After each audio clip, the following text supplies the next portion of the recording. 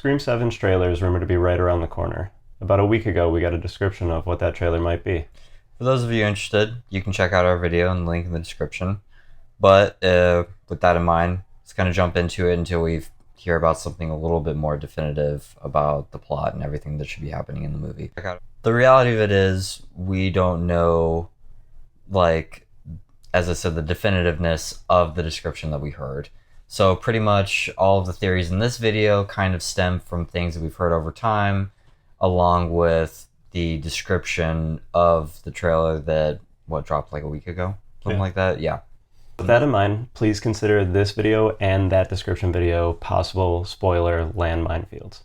Because we don't know that any of this is true, but we also don't know that any of this is false. Somewhere in the description of this trailer, it's indicated that Tatum is the target. And so with that in mind, my first working theory is that potentially we are dealing with an older killer, somebody connected to the past with Sydney, and then a newer character or a younger character, somebody that's connected to Tatum. A little reminiscent of like Scream 2, where, we had Billy's mom who was older, and then we had Mickey who was supposed to be this college student that she kind of groomed into being part of this like master plan of killing Sydney. I mean, even though it was already kind of insinuated that Mickey was already this like psychopath that was like active serial killer. Yeah, an active serial killer. This I can definitely see them sort of playing on that storyline, paying homage, if you will. Moving right along, our second theory is one that I have not really seen many people considering. I've seen very little in the way of like a rumor of a return for this character, but I think it's possible that Jill could be a returning killer in this movie, and we just haven't gotten that news yet because, like, don't tell us everything, That would be a little bit more exciting. I mean, like, for me personally, I always really liked Jill as a reveal of the killer. I think that her motivations very much fit the time. I mean, I know that all Scream movies kind of try and do that, but Emma Roberts, for like the first time in her career, actually put on a very believable performance. And like a fun performance. I know, it was over the top, but not in such a way that takes you out of the movie. It was very much like how Matthew Lillard was. Yeah. Where he was a lot more zany, but you could still see he was mentally unstable. Yeah. Hers was very much like on the nose. This is the selfish reason that I want to kill you and just do all this horrible shit because I want it to be about me for once. Yeah, with Stu, there was that level of innocence. I think with Jill, it's like, you're kind of just fucked up, huh? Yeah. I always think Sydney. You're always just so There's another working theory that we have, and that is that, sure, it is showing two killers, but one killer might be AI, while the other one's real. We got news earlier, I think it was this year, that they were planning on incorporating AI in some kind of way, and then going back to the trailer description, kind of dropped hints in certain areas that might be something that they're doing, at least for maybe Stu's character. If so, this will be the first Scream movie where we've only had one singular killer since the third one, because the third one's the only one that had one killer, right? Yeah. Everyone else had two.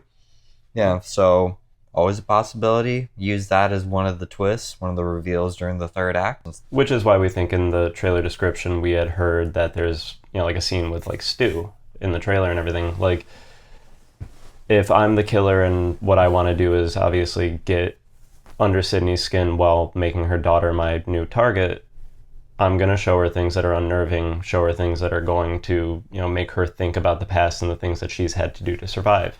Yeah, kind of trigger like any potential PTSD that she thought she's overcome. Yeah, but we've seen Sydney in the last couple the last couple movies that she's been in be very self-assured and very, very capable of defending herself. But if she's disarmed in this way, it could make things feel a little bit more weighted and kind of bring a little bit more, gravity to this franchise, because it doesn't feel like there's really any stakes anymore. Bring her back to the vulnerability of the earlier movies. And so that brings us to our fourth and final cliffhanger, which is my personal favorite. my working theory is that the end of the movie will be, it's rumored very heavily that Sydney owns a coffee shop.